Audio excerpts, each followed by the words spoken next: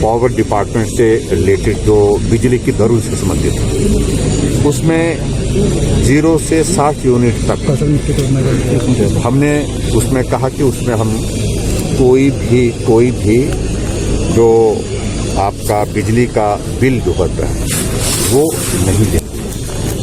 उसमें सिर्फ मीटर का वो रहेगा। इसके अलावा बिजली का बिल जो खर्च हो गया 60 यूनिट तक, उसका कोई भी हम पैसा नहीं लेंगे। सत्ता में बैठे लोग जब जनता के बारे में सोचने लगे, उनकी मांगों को पूरा करने लगे और उनकी दिक्कतों को समझने लगे, तो समझो चुनाव आने वाले हैं। हिमाचल में भी यही हो रहा है। इस साल चुनाव जो होने वाले हैं।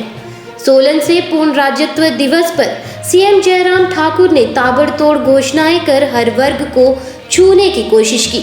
चुनावी साल में सोलन के ठोडो मैदान से प्रदेश के लिए कई सौगातों की बौछार कर उन्होंने राजनीतिक संतुलन साधा। खासतौर पर पुलिस कांस्टेबल की मांग को मानकर उनके आंदोलन की धार को कुंद करने की सफल कोशिश भी की गई।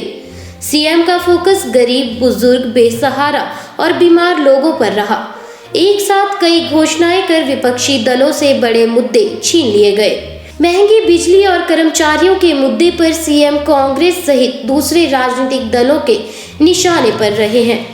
पड़ोसी राज्यों में विधानसभा चुनाव के दौरान मुफ्त बिजली और अन्य घोषणाएं कर मतदाताओं को लुभाने का प्रयास किया जा रहा है। हिमाचल में भी यही अहम मुद्दे रहने वाले थे, लेकिन सीएम ने समय पर मास्टर स्ट्रोक खेल दिया है। वहीं इससे विपक्ष सकते में आ गया है कि इसका विरोध करे तो किस तरह से करे।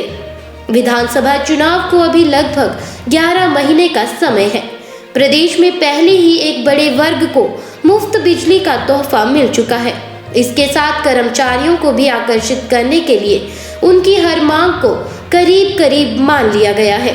हालांकि कर्मचारी ये मानकर चल रहे हैं कि पूरी स्थिति अधिसूचना के बाद ही साफ होगी। इसके बाद ही पता चलेगा कि किसे कितना लाभ होगा। प्रदेश में कोरोना काल के दौरान बिजली सब्सिडी पर सरकार ने कट लगाया था। इसके बाद से बिजली की दरों को लेकर राज्य सरकार अमूमन विपक्ष के निशाने पर रहती थी।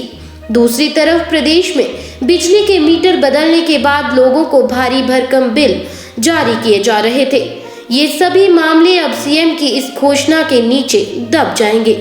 लेकिन चुनावी वर्ष होने के चलते इसे राजनीतिक लाभ की मंशा से भी देखा जा रहा है। सीएम ने अपने भाषण में 4 साल के कार्यकाल में गरीब, बुजुर्ग, महिलाओं और बीमार लोगों के लिए सहारा, हिमकेयर व वृद्धावस्था पेंशन जैसी योजनाओं का खास तौर पर जिक्र किया। मैं यह घोषणा करता हूं कि हिमाचल के पेंशनरों को भी पंजाब वेतन आयोग के आधार पर पेंशन लाभ दिए जाएंगे, जिससे 1,75,000 पेंशनरों को लाभ होगा और इस पर मुबलिक 2,000 करोड़ रुपए वार्षिक व्यय हिमाचल प्रदेश सरकार करेगी।